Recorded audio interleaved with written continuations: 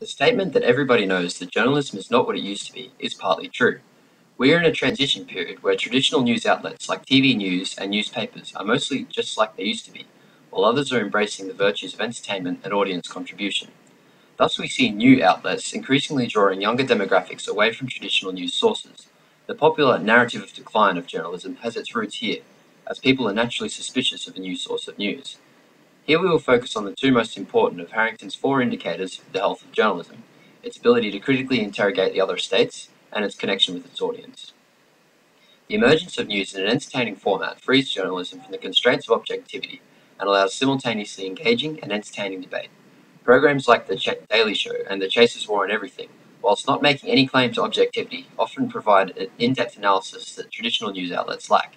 Gray points out on flowtv.org that when a politician directly contradicts their words of a year ago, 9 times out of 10 it is The Daily Show that captures it. The network news's own archival staff clearly asleep and ineffectual. Gray notes that some, like Fox News, can abuse this format. However, headed by socially responsible hosts like Jon Stewart and the Young Chaser crew, these shows critically interrogate the estates in a way that both highlights issues and gives entertainment value. The rise of citizen journalism has changed the role of the audience from a passive receiver of information to a participant in the production of news. Current TV is an example of this transition, a news channel created by young people for young people. As Gray points out, the channel encourages the submission of viewer-created content. The investigation of Dan Rather's claims of George Bush's military service by ordinary citizens in 2004, cited by Harrington in his lectures, corrected a grave error by a respected veteran journalist. Journalism is not what it used to be because it's interactive and open to review. Harrington suggests the emergence of a fifth estate, citizen journalists critically interrogating and contributing to the work of professional journalists. News in an engaging, interactive, entertaining format is arguably a more successful way of connecting with young people who have more sophisticated media available to them than ever before. Mindich cites the fact that in 2002, only 19% of 23 to 27-year-olds read newspapers every day, and ultimately concludes that our democracy is in big, big trouble.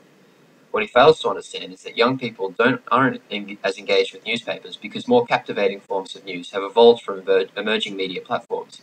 Their attention is shifted not away from news, merely newspapers. New news discards the jargon and assumed knowledge that alienates so many young people from traditional media, and thus helps respond to Fisk's demand that our television news make the events of the world popular. Harrington points out that at its peak, The Chaser's War on Everything drew around 2.24 million viewers, a figure unheard of for TV news. Journalism is not what it used to be because the audience can now question, contribute to, and be entertained by it, as well as witness critical analysis of events. This is good for society and good for journalism, in that it must be more vigilant than ever in upholding standards for good reporting. Thanks for listening.